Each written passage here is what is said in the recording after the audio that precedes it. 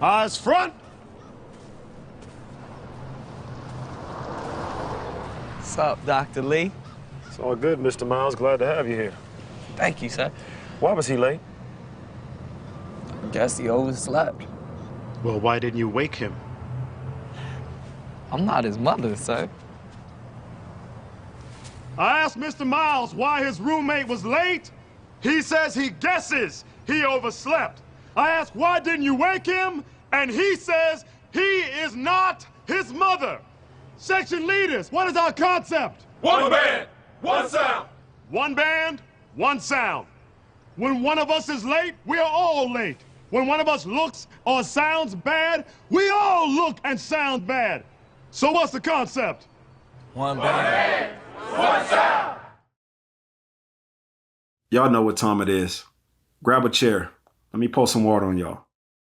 As many times as I've watched this movie, and it came out in 2002, so I'd have to guess that I've seen Drumline at least 50 times.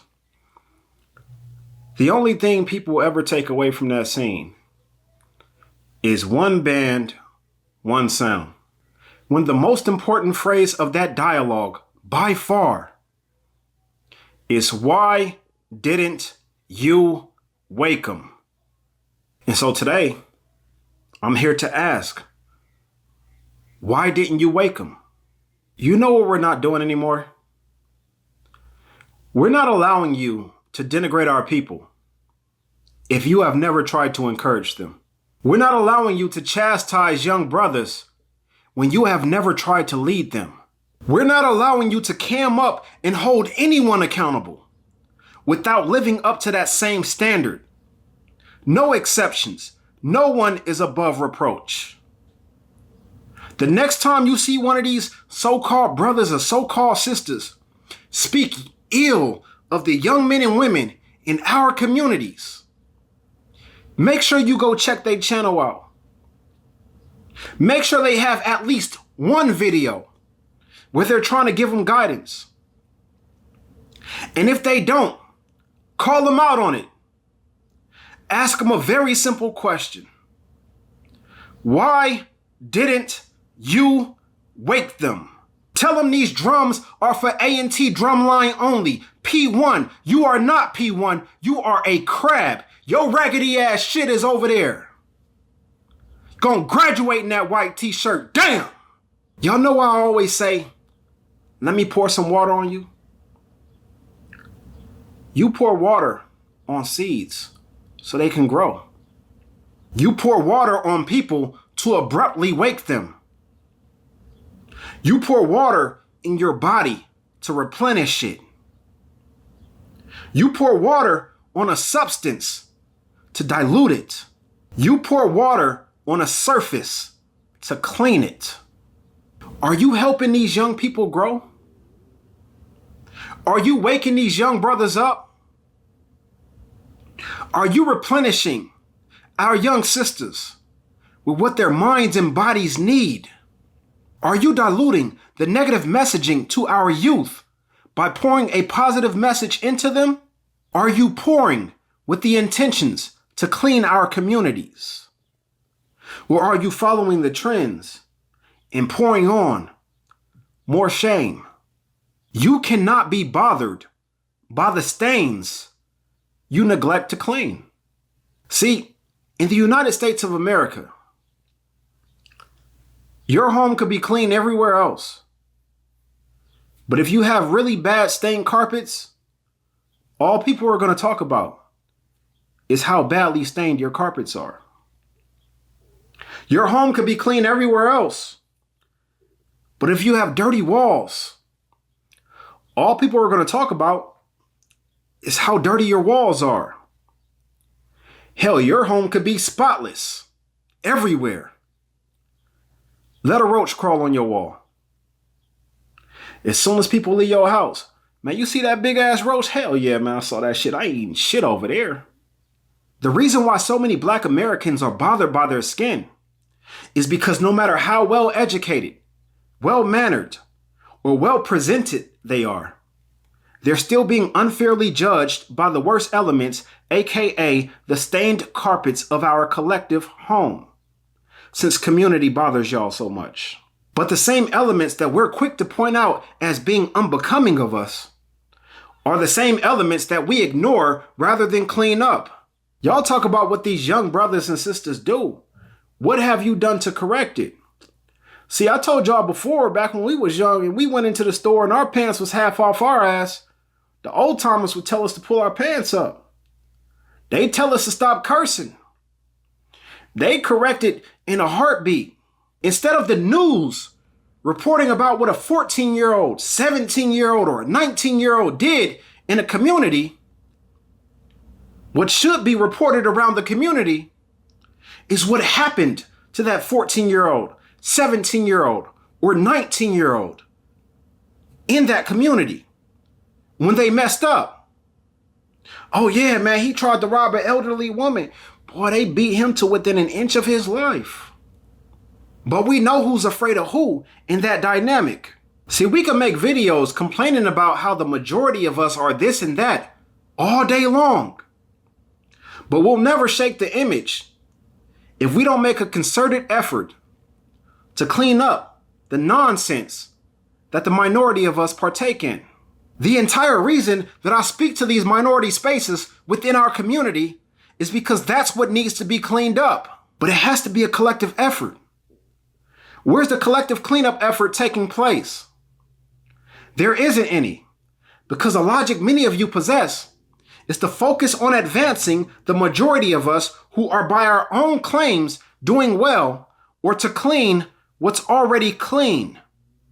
But cleaning what's already clean does not improve the cleanliness of an area. So why is that the approach? For one, there are far too many of us that believe if we better ourselves, we'll appear differently and be accepted as a different type or higher class of Black American.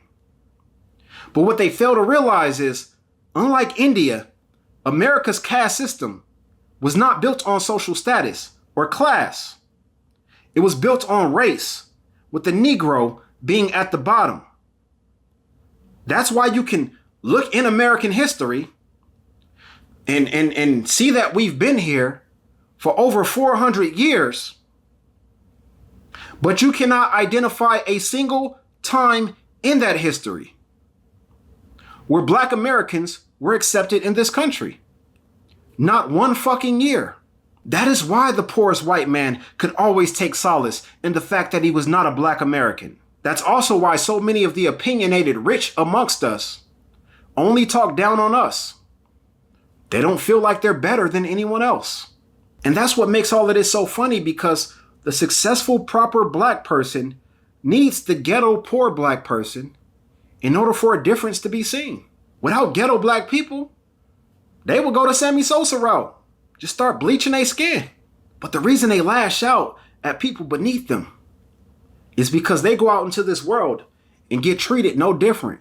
Remember, the story of OJ was written by a billionaire. Another reason why there's no cleanup effort is because, quite frankly, we're comfortable ignoring mess. There are so many of us who look, gather, and point, then just go right back in the home. And then when we see somebody out there making a cleanup effort, we look at them and say, they ain't gonna never clean all that up.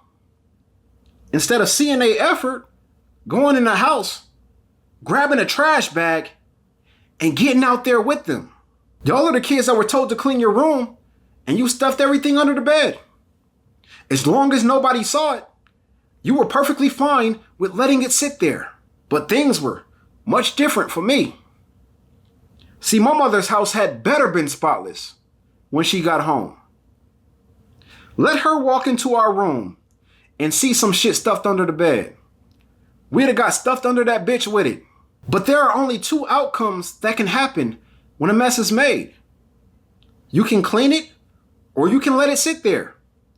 And if you let it sit there, then more than likely, it's going to grow as it has already shown to do. And the more it grows, the more it negatively reflects upon you.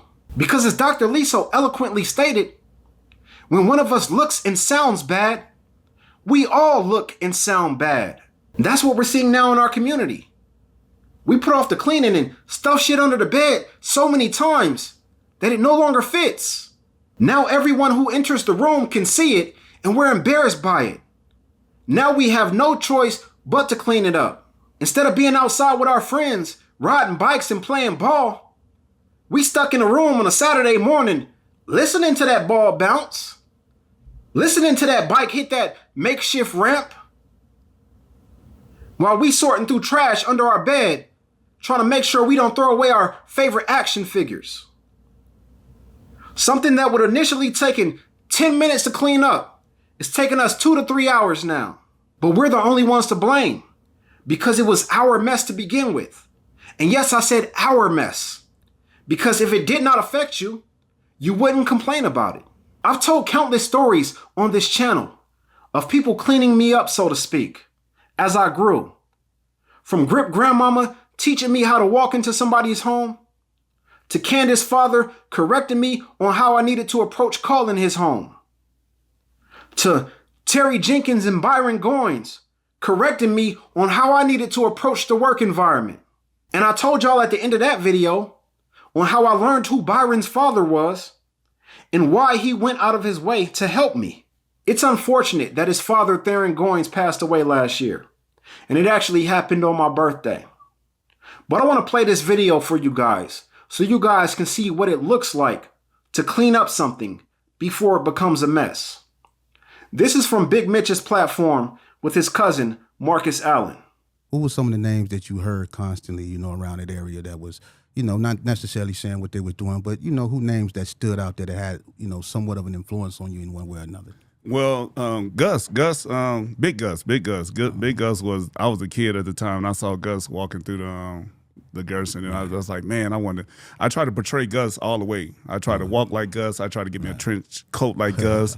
I even went and started the baby GPKs. Yeah. And we had our Zodi jackets, and we met on my porch. And I had a marker, and I went and we put baby GPKs on each jacket that our mothers had got from Zodi's. Right. And it was a permanent marker, which it shouldn't have been. I wish it wasn't a permanent marker. It was a permanent marker. Right. So then we call ourselves creating a gang, whatever it was. We went to school the next day. That was on Rose Warren that we went to school.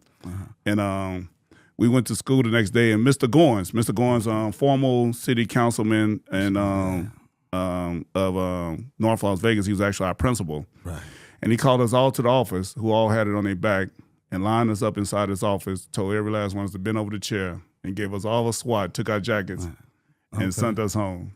But hey, you can clean up something after it becomes a mess too. It just takes more effort, takes intention. It's not going to happen overnight. It's seeds. Seeds planted today grow tomorrow.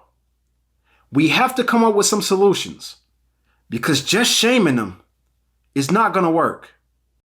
Now I want 10 laps from all those who are not their roommate's mama.